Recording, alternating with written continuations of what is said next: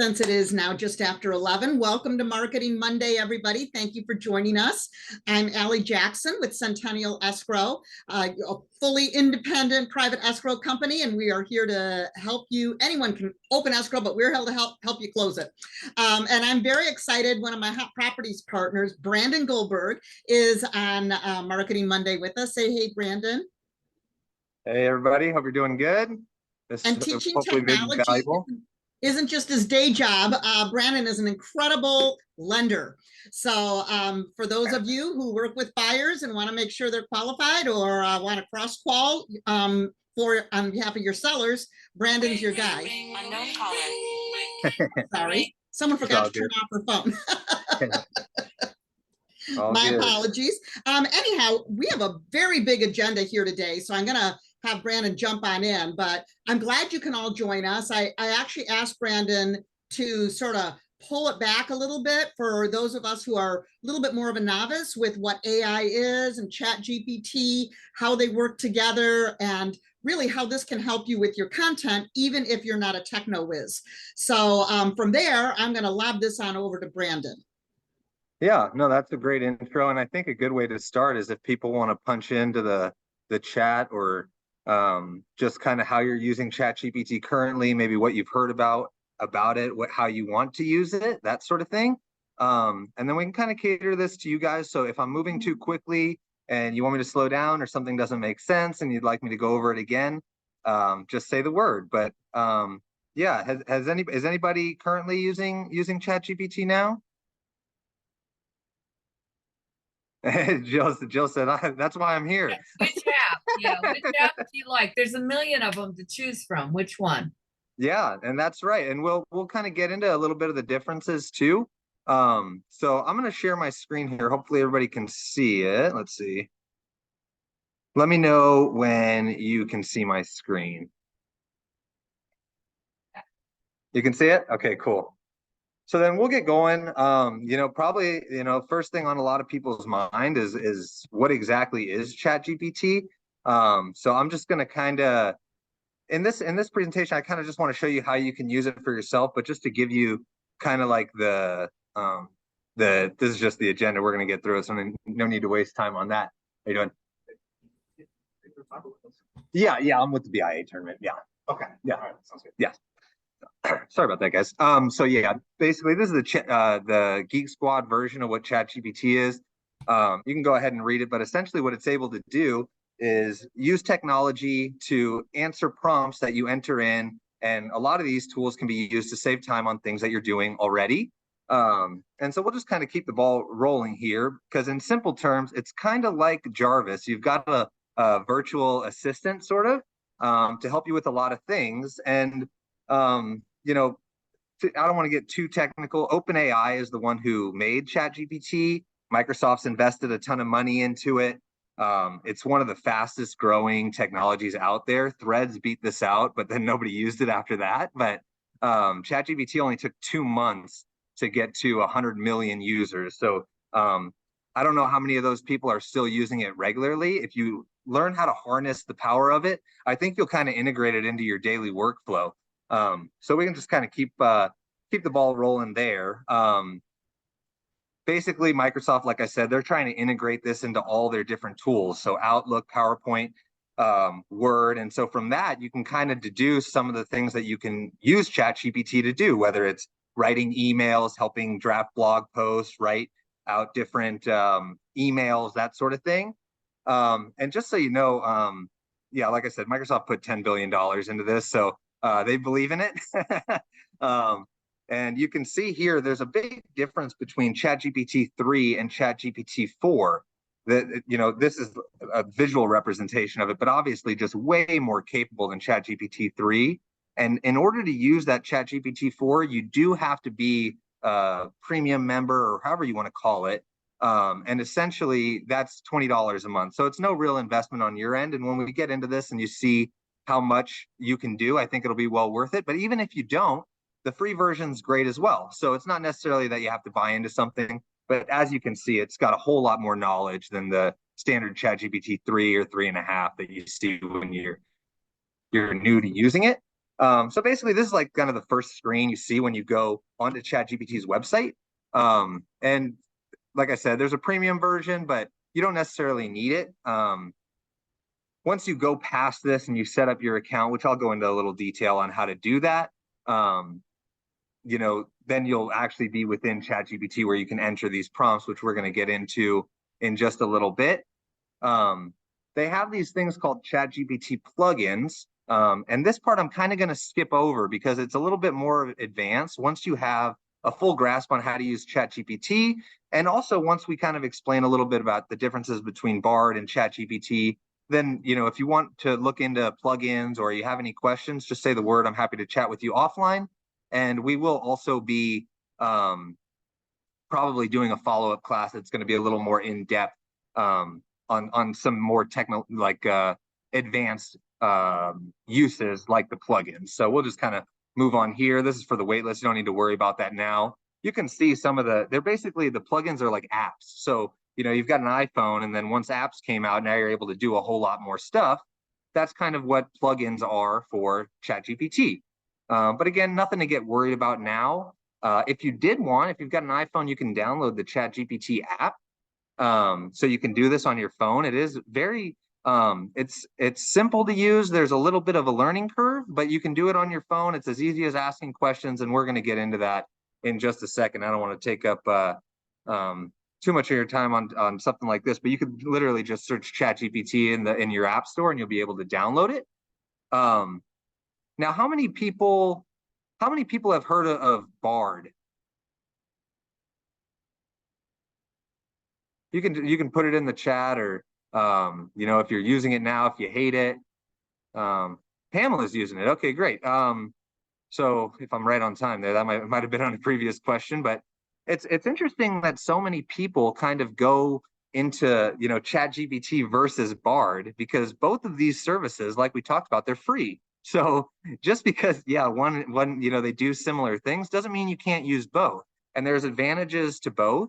So it's a matter of preference, what you're trying to do and what you want to accomplish, and then you can use these different services together. You don't necessarily have to choose one or the other.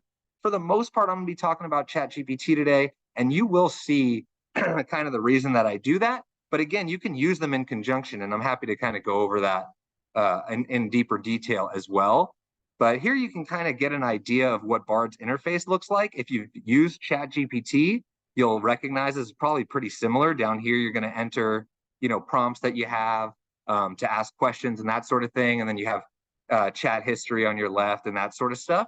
But Bard is connected to the internet. That's the main thing to remember. So Google Bard, you can just remember it like Google. You go on Google when you've got questions to ask, you want to find some information.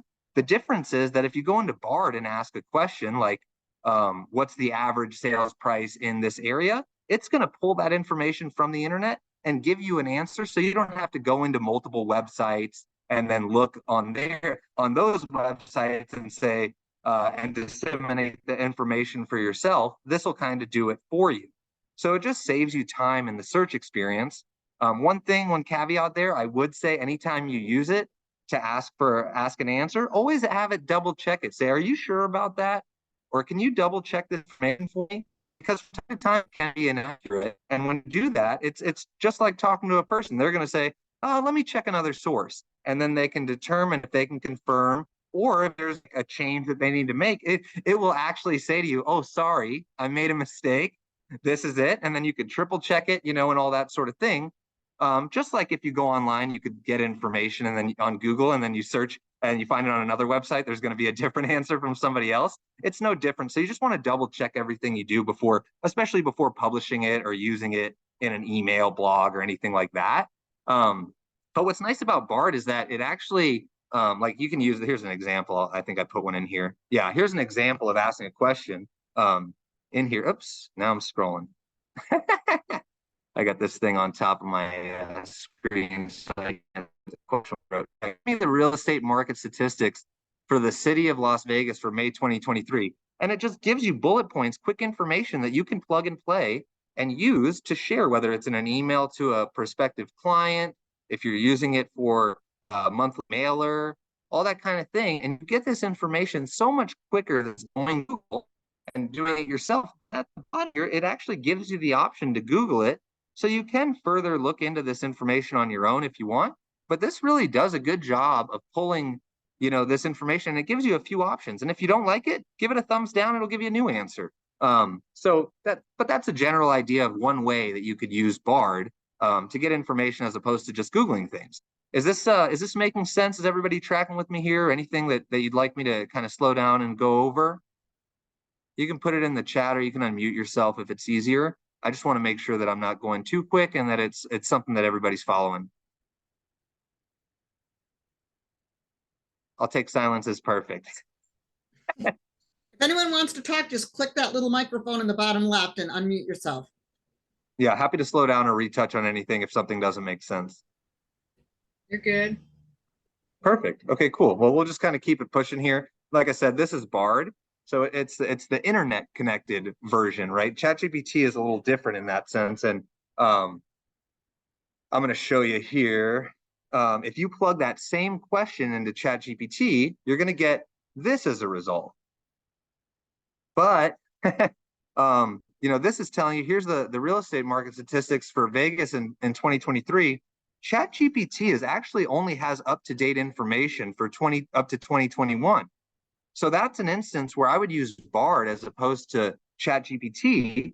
And then what you can actually do is, like, if you wanted to use ChatGPT to write a blog post about this, you could copy the answer from ChatGPT, plug it in the prompt and say, can you use this information to write a blog post?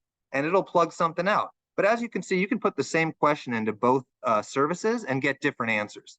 For the most part, we're going to stick with ChatGPT, but keep in mind that if you're looking for up-to-date information, I would always use Bard at least first to make sure that the information you're plugging into ChatGPT is accurate. If it's any time after 2021, I wouldn't trust something that ChatGPT tells you because it just doesn't have the up-to-date information. That's a little bit different if you have the plugins, but again, that's advanced. We'll get to that at another time. But what else did I want to talk about here? This is going to be the comparison of the different versions. So you can see ChatGPT, there's a little bit of difference. The pricing, again, both you have free versions. ChatGPT has a premium version that's $20 a month. And then internet access, again, ChatGPT is only going to be through those plugins, which is a little advanced. Bard, directly connected to the internet, you're getting up-to-date information right away. And like I said, this is limited up to 2021 on ChatGPT, but Bard is constantly being updated and connected to the internet. So the main thing, I think, another key point is don't feel like you've got to choose between Bard and ChatGPT. You can use both. You can use them together, and they're free. So it's not like you're enrolling in a bunch of different services. But yeah, I think you'll see that the answers that ChatGPT comes up with some further prompts where we're actually looking to not just get information from the internet, but actually use it to create different things, whether that's emails, reports, blog posts, any of that sort of stuff. You'll see how ChatGPT is a little more advanced. So really, how can we use it today, right? In my real estate business, that's what people want to know. And there's people, I'm sure if you're not one of them, some people that just kind of sweat about having to create or write. Some people just aren't natural writers. Coming up with, the creative side of things is a little less natural for some people. And this is going to be great to use for copywriting for all these different kinds of things, whether it's listing descriptions, ad copy. You can make, the copy for ads that you're running on social media, or if it's for a mailer, all that sort of thing. You can have ChatGPT make all this different stuff. They can type out an example of an email, SMS, as far as a text message that you could send. It can create checklists that you could use as a lead magnet for people who are thinking about buying, all that sort of stuff. So we'll just kind of get into it. But how nice would it be to never have to spend a significant amount of time writing a listing description? I think if that alone, if I can save you 30 minutes, an hour, a month, then it'll be worth your time coming here. But we'll get into a lot more than that too. But here's one important thing to note when we're talking about writing your listing descriptions, don't just have ChatGPT write it and then you don't edit it and make it your own. As an agent, you are responsible in the MLS for what is written up, what the description is of your property. So it can get you started, but you need to go in there and check accuracy and tweak the language and make it your own. Yeah, exactly. It's no different than any other kind of plagiarism, right? You want to make it, use your own words, make it your own, and also confirm for accuracy, right? Because you are putting this out in the MLS. You don't want to look silly in this place. It's talking about ChatGPT is talking about a pool and the property doesn't even have a backyard, and that goes for legal stuff too as well, Ali. So I'm glad you mentioned that. We don't want to, we can ask legal questions of ChatGPT or Bard, but you don't want to give legal advice. We're not attorneys. We're not lawyers. So although it can help kind of guide people and maybe who to talk to in that field, we don't want to, it is not gospel. and we do want to check everything twice and also, use our own words. So thank you for that, Ali. That's a great point. But here you can see an example of what ChatGPT, and all I put in was this here at the top. This is all I entered. Can you write a listing description for a house with 4 bedrooms, 3 baths, master suite? I know I'm not supposed to say that anymore. With a jacuzzi tub, waterfall shower, this, that. Look at it, writes out this description. So again, it's not the end point, but if the description's written out for the most part and you just need to change a couple words, confirm for accuracy, this is going to save you a ton of time. And then, let's say I'm not too happy with this. I could just reply and say, try again. And it's going to give you a different example. So here we go, rewriting it, it's just going to plug in a new answer. And what I would do, just so you can just say try again and let it shoot for the stars and see what happens. But you can talk to it like a person. So you can say, hey, this is a little robotic. Can you make it a little more conversational? We'll talk about this a little more, but one of the biggest tricks to use in ChatGPT is write as if. So as if you're a real estate agent for X brokerage, with X number of years experience, yada, yada.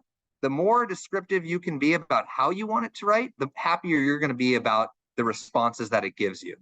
So this, again, just a super simple example. I think you guys know how to write listing descriptions. I don't think this is going to change your life, but if it saves you time and energy, then I'm happy. So this is just, again, a new change. Don't worry about writing down the prompts or anything like that. I can send these slides out to you if you guys want these slides.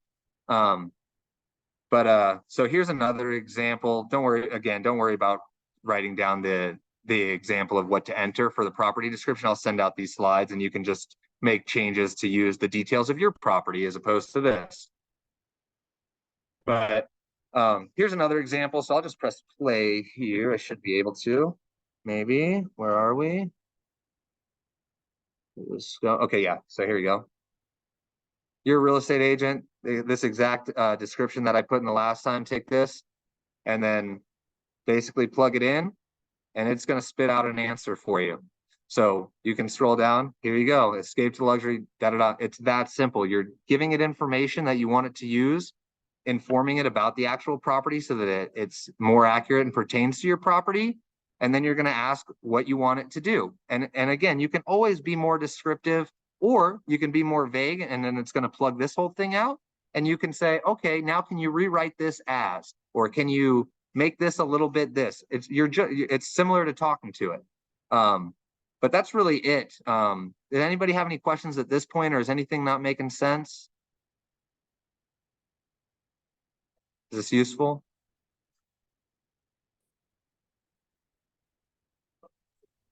You've left everyone speechless. Yeah, well, I don't want them to be speechless. I want it to be useful. So if something's not I don't mind if this is just going smoothly and you understand, perfect. But if something doesn't make sense, please make a mention, ask a question. I really want this to be useful for you. I don't want you to leave here and say, gosh, I wasted an hour. So we can just kind of move on to the next one here. Sorry. No different. Is this the same one? I got to get to the next slide.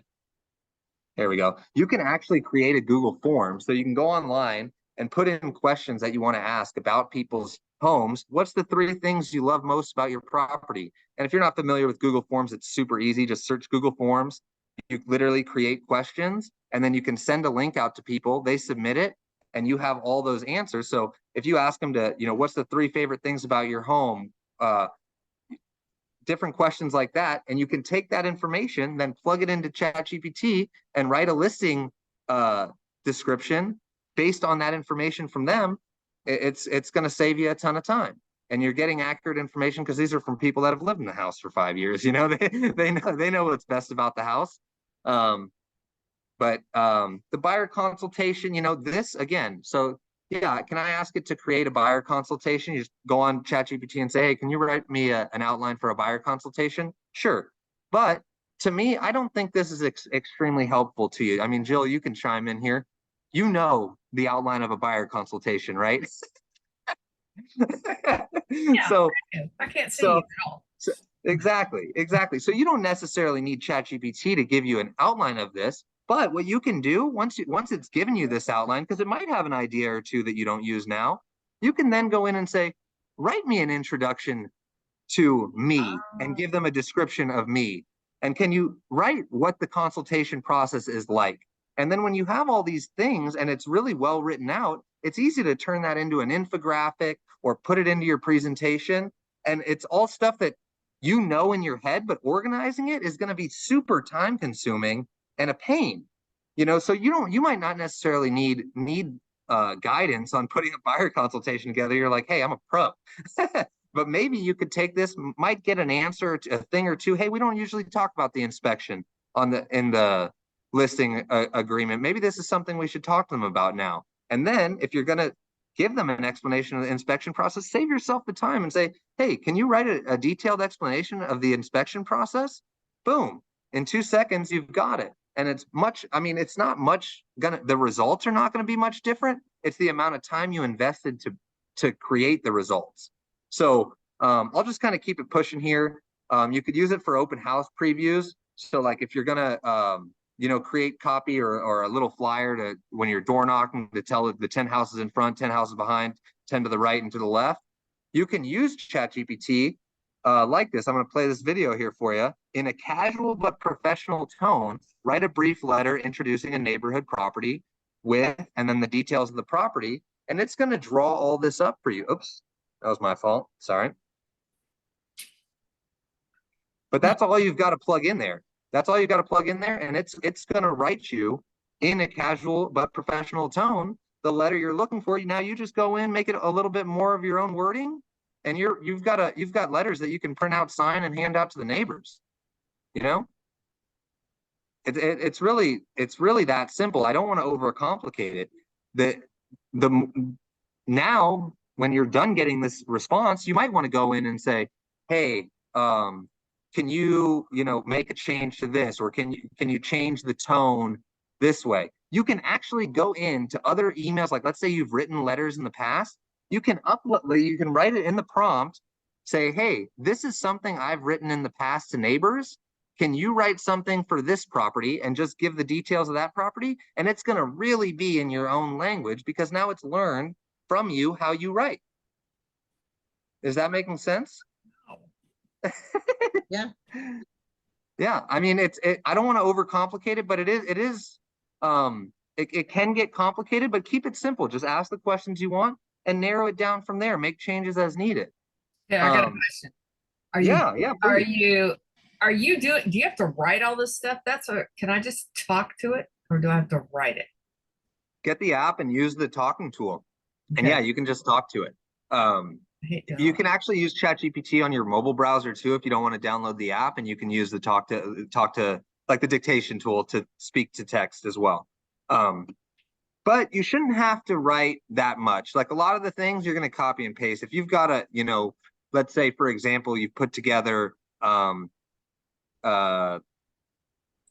something to post on social media about the property. You've already got all the key highlights of the number of bedrooms, bathrooms, square footage, neighborhood, and probably some pretty words that you made that you've written about it too. You can plug that in and then just repurpose it for another tool. Now, can you write content ideas based on this for this property? Can you write me a script to create a video that I can share on social media? Can you create a caption for Instagram And that includes, you can ask it to come up with hashtags for you. You can ask it, write an SEO focused blog post, and it's going to write it with words specific to what people are searching on Google so that you have a higher return rate. Keyword research, this is more for like YouTube. So if you're going to put the video that you made for Instagram or Facebook on YouTube, you can say write a title and description for YouTube for the same video, and they'll do that too. So it's really about time saving. It's not that you can't do these things. I fully believe you're more than capable of doing this stuff. But if you can save a lot of time and energy and get the same or better results, then I'm happy. That's really my goal. So for example, here we go. Like on a social post, this is exactly, and I'll send you this presentation so you don't have to write this down exactly. But in that same chat where you're talking to it, asking for those previous things, you just say, now take this property description and make an Instagram post so I can promote this property. Please include relevant hashtags and emoji. I say please, I don't know why. I think there's somebody on the other end or something that I'm talking to. But then you can say, include a call to action to get people to click this link or call me or anything like that. And it's going to be able to do that for you. You want to have a call to action. I always try to include at the end of my post, my phone number, email, website, because you just want to, have it in front of them. So if they're seeing this post and they say, oh, I love it, they've got your number right there to call. So you say, hey, call, if you've got questions about this property, call me today. Or if you've got a property you need to sell, call me today. And it'll create that call to action for you. So there's an example here. It's hard for me to move around. Zoom gives you like 70 things to pop up. But again, this is exactly what I just said in the previous caption. Put this in here, and it's going to plug out, hey, new listing alert with all these emojis, exactly like people put out online.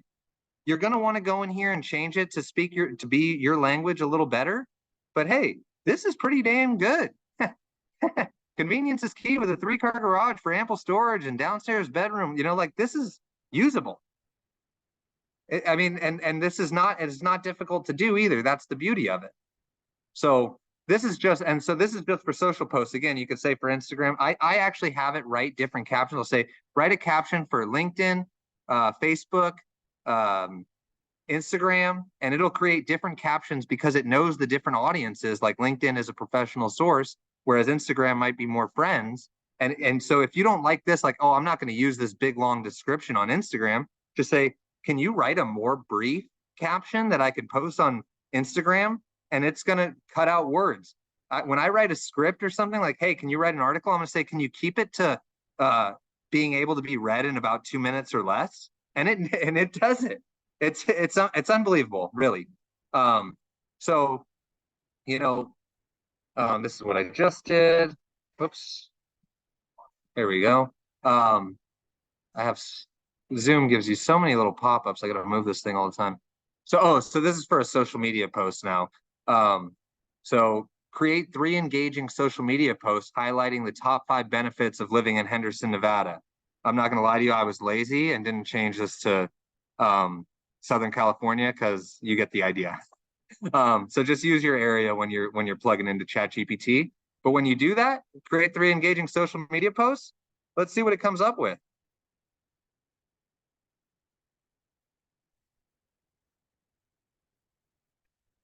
Live the good life in Henderson, Nevada. And then it gives you all like these reasons that it's a good reason to live there. Easy access to Las Vegas, gives you hashtags, Henderson living, quality of life, education matters. And you can ask it to rewrite it. You can tell it you don't like something about it and ask it to rewrite it in a different way.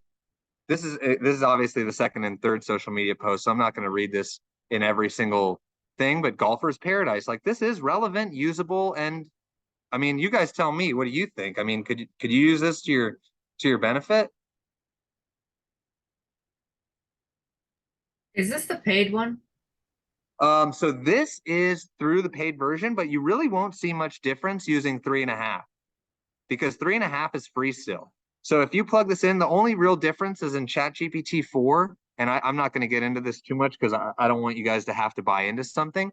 But like in ChatGPT 4, you can actually create a custom instructions. So like I don't ever have to tell it about me anymore. I tell it who I am, who I'm talking to in like my custom instructions. And when I say write an article, it's talking about the home loan surgeons. It's saying with surgical precision, it's writing that sort of thing in there because it knows me.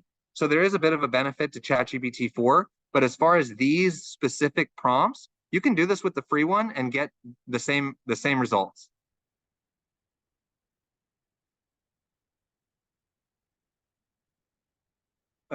This we just did. So now say, I need YouTube keywords. You're a real estate agent in Vegas with a YouTube channel about moving there, buying or selling a home in Vegas and the local real estate market. What are the keywords you would use to get your videos to show up on YouTube?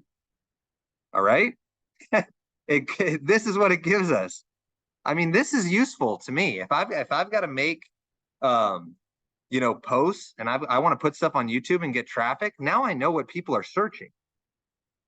So now you're going to use, and you can then copy this in and write to ChatGPT using these keywords. Can you write me a title and description for my YouTube video? And it's going to plug these things in there that that are designed to get more clicks.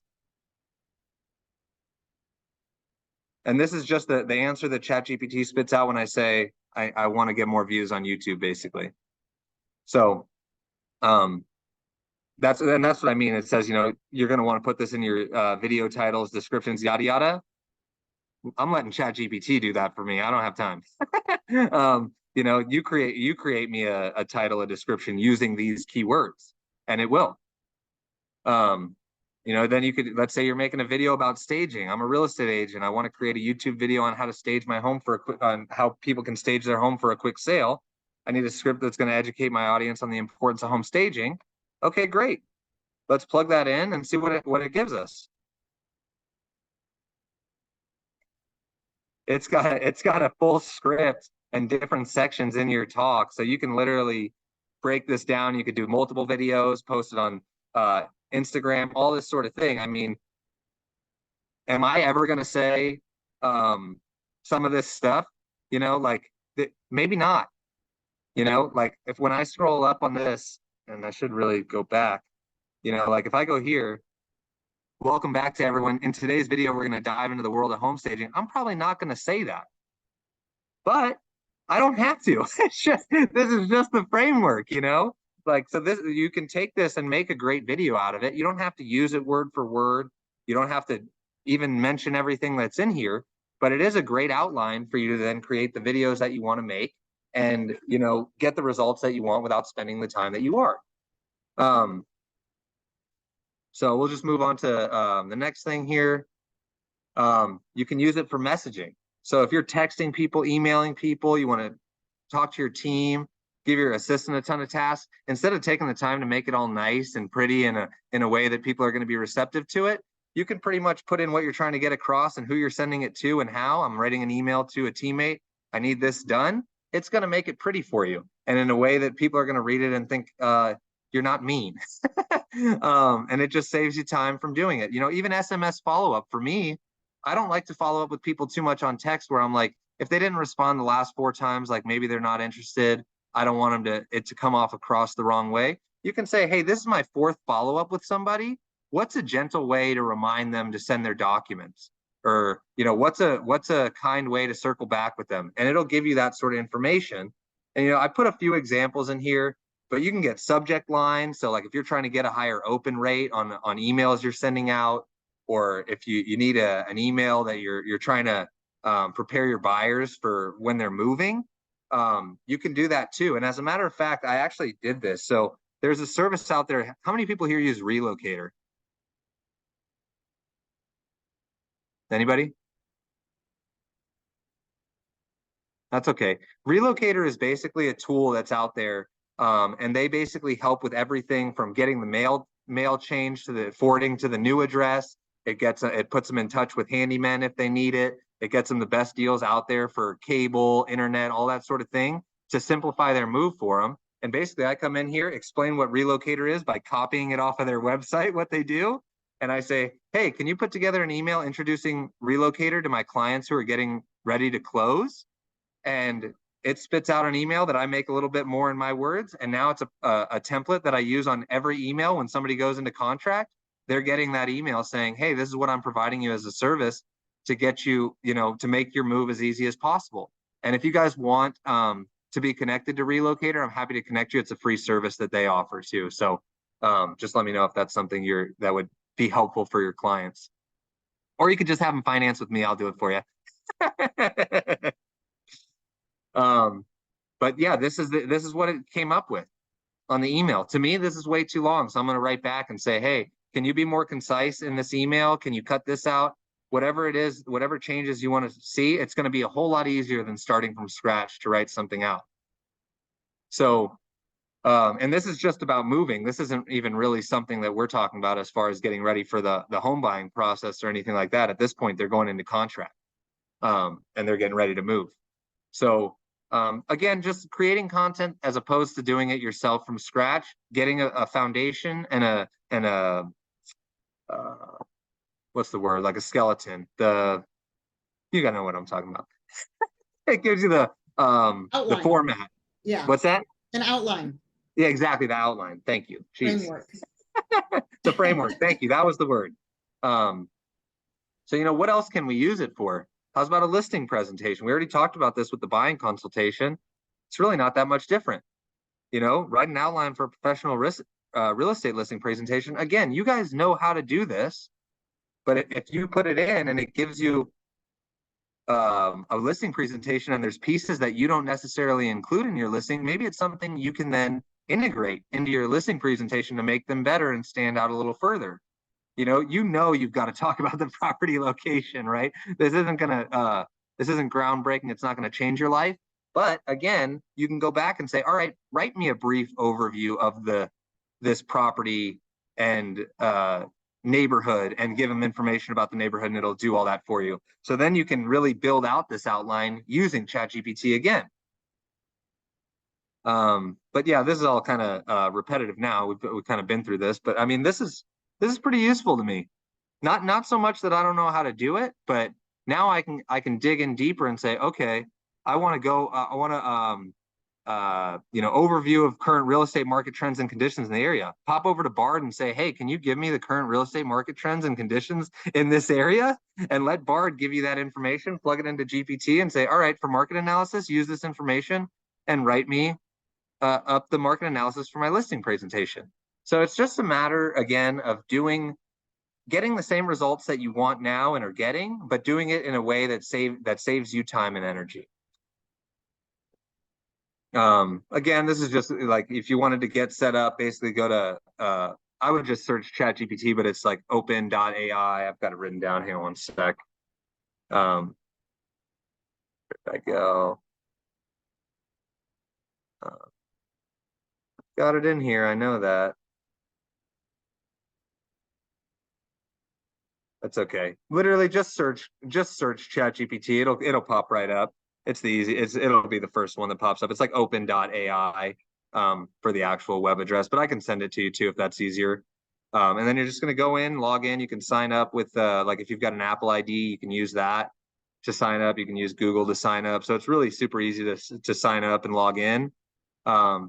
If you are using the ChatGPT 3.5, for example, and you don't have the $20 a month version, you may once in a while get this error message where it's going to say, hey, there's a lot of traffic right now.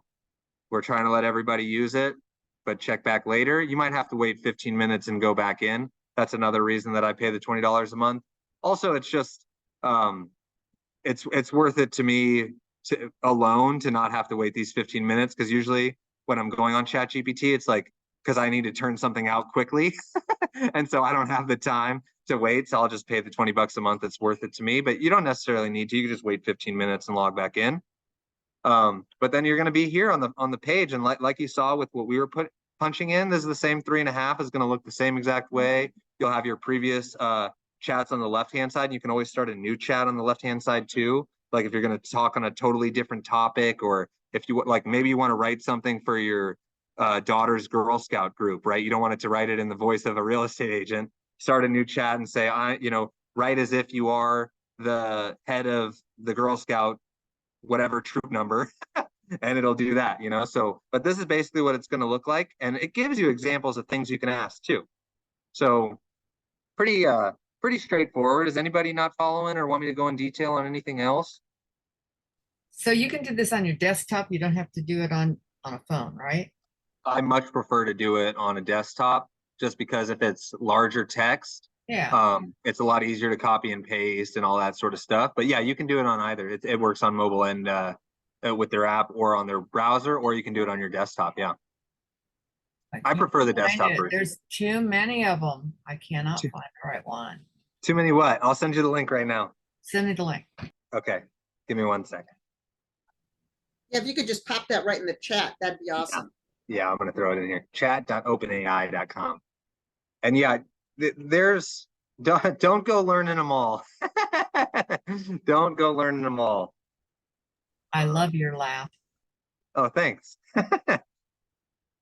I think I've got it here. Let me try to plug this into chat. Email. Okay, yeah, here you go. So you should be able to just click right through there to it. And then, oh, how do I paste into social sites? Sorry, I just saw that in the chat there. It's actually, it's that simple. So in ChatGPT, once it gives you the answer, you can highlight it, copy it, go over to Facebook or Instagram, wherever it is, and Control V or paste, and it's there. That's really all you've got to do. It's copy and paste. Oh, did I get out of here? Oh no, here it is. So yeah, that's pretty simple. But writing efficient prompts is the #1 thing that's most important. So I've talked a lot about, saying as if and, write as if you're this person or giving it information about you, which by the way, you can just go to your website, right? And copy your bio, paste it and say, this is me. Can you write an article about staging your home as if you were me? And it will.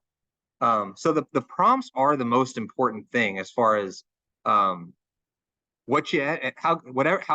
good the prompt is that you enter is how good your response is going to be. So you can actually ask ChatGPT. Tell me, some tips on how to write effective prompts for ChatGPT, and it gives it to you. So you can learn how to use ChatGPT from ChatGPT. And I won't necessarily take everything word for word and do it that way. I don't think keeping it concise, it'll give you a good baseline answer, but you're going to want to get detailed in terms of the way you want it worded, the tone, all that sort of thing. But these are good. These are helpful as far as avoiding ambiguity. If you put in, very little, who knows what it's going to spit out. You want to be pretty specific about what you're looking for and what you're trying to create. But again, I'll send these, Allie, we'll get these, this deck out. So everybody's got the prompts and the tips here for them. Yeah, so we can do that along with the recording too. Perfect. Yeah. And then this is what I was talking about earlier. Everybody calls everything a hack. I don't think things are hacks, but whatever. You can just say, act as if, and for anything, act as if you're a doctor, right? You know what I mean? Like writing a prescription, whatever you're wanting it to get out, ask it to write it as if they were that person or as if they were from X company. And if you want to be, to get I would say the answer closest to what you're looking for, you're going to want to be more detailed in the information you're giving it. So you say, write as if you're a realtor working for Coldwell Banker. And then I would say Coldwell Banker is, and then copy whatever they have on their website as to who they are and what's important to them, their company culture or values, whatever. Punch that in there. And now ChatGPT is really going to write as if you're a realtor from that brokerage. And they're going to reference things that you guys do. So this is a big tip, I would say, pro tip. Act as, and then whoever you're trying to write as. And if you're just saying act as me, keep a Word doc or something where you have your whole bio written, so you can just copy it and say, this is a little bit about me. Write as if you're me, and then tell it what you're wanting to write, and it'll do that for you. I'm going to send this out again. This is going to help. These are different kinds. Writing this tone of voice. I always say write professionally casual. That's just me, but that's how I am. I hope anyways. I try to be professionally casual. So you can say write in a witty tone of voice, write in an informative, like all these kind of things. is just going to help you to engineer your prompts so that you're getting the best results possible. And this will be included in the deck that we send out. I'm obviously not going to go through everything on here. There's a lot, but you can use it for updating your Google business profile. You know, you want to put certain keywords in there to show up more often. There's so many things you can do. You know, write a message for a handwritten notes that all you're doing then is physically writing it. There's a lot of things in here that's going to save you time. Brainstorm topics. That is a time-consuming activity. You know, this gives you an answer in 5-10 seconds. So you guys will get all this out here so that you can use this for everything from writing social media posts to building out keywords that you want to use, all that sort of stuff. If you want to write a rap, you're a real estate rapper, you can say, hey, look, write me a rap, you know, about this. And it's going to say, you need a real estate pickup? I'm here to make it happen. I'm your perfect fit you. You know, we're rhyming now. This is like, I would never do this, but you can, there's so much you can do with ChatGPT that it's really never ending. If there's something that you want, you know, the end result that you're trying to get, and you know the tone of voice you want it written in, who it's coming from. Go ahead, Jill. I want to ask you how in this process because, okay, so you're working on it and stuff. How do you save your stuff so that you can go back to it and get it later? Is They're there automatically files? saved. They're automatically saved. So on the left-hand side, when you're logged in, you're always going to have your previous chats from searches that you've made or prompts that you've entered. They're always going to appear on the left, and they'll have the entire history of everything you've talked about. I personally use Google Docs. So if it's like a project I'm working on, I usually go on here to get the framework all built out. I'll copy it, paste it in a Word doc, and then that's in my, you know, documents forever. So that's how I do it, but it's automatically saved in ChatGPT on the free version as well. I need you. So after, yeah. Yeah, always. You can always give me a call, shoot me a text. Today's kind of rough. I don't know if you noticed I'm dressed like I'm in Hawaii, but I'm at a VIA golf tournament. It's for the building association. So I'm just it's endless summer is the topic. So I probably won't be free today, but give me a call anytime. I'm happy to go over what you're trying to do and show you how to do it. I'm sure you know anything that you're wanting to accomplish with this. If you don't already know how, I can help you do it. I will give you all my business. I would appreciate that.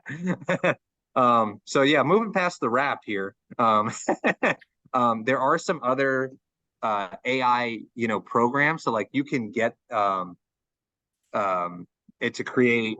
Oh shoot, my laptop's gonna die. So let's get through this. This will be included. You can look these up. There's other different types of AI so that you can actually create like images that you can use and that sort of thing. I wouldn't get too tied up in this, you know, like most images and stuff like that you can pull off of Canva, or like there's data banks of creatives that you can pull from, but it is another tool that you can use. This is not through ChatGPT, this is through adcreative.ai, but it's just another tool there. So is this Futurepedia. This will kind of like keep you up to date on all the new platforms that are coming out. I try to stick with ChatGPT and Bard just because it served me really well, and I actually have a job for a living, so I don't have time to be constantly looking at these different kind of like what you were saying, Jill. There's so many of them, you can't possibly learn them all, but this is a good resource for a lot of them that are out there, and it kind of tells you what they do and how you can use them. So yeah, I mean, what's next, you know, is implementation. I don't want anybody to leave here and not use it. If there's the next time you've got a task that you're about to do manually, I don't care if you do it on your own, that's fine, because you've got to get it done. But shoot me a text or an email and say, hey, is there a way I could have done this on ChatGPT? And slowly learn and adopt it. At the very least, you'll save some time and energy. And at the very best, you'll get better results through SEO optimization. That, you know, is like, that's a whole skill set to learn in and of itself. And you can just use ChatGPT and say, write an SEO, a search engine optimized blog post, and it's going to use the words already. It's going to, you don't have to then figure it out. So whatever it is you're trying to do,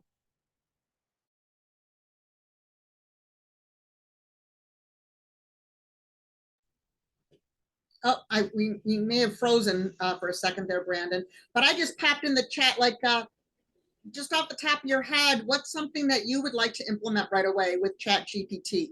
What's your first doable, chewable? I mean, something that popped in my head was, how great would this be for a newsletter, to just provide that content so that it can help you keep in touch with your clients? I need to figure out a way for social media to get out to enough people in an area. Like, say I've got a home that I need to get rented really quick.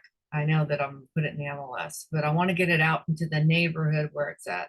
I need to figure out a way to do that.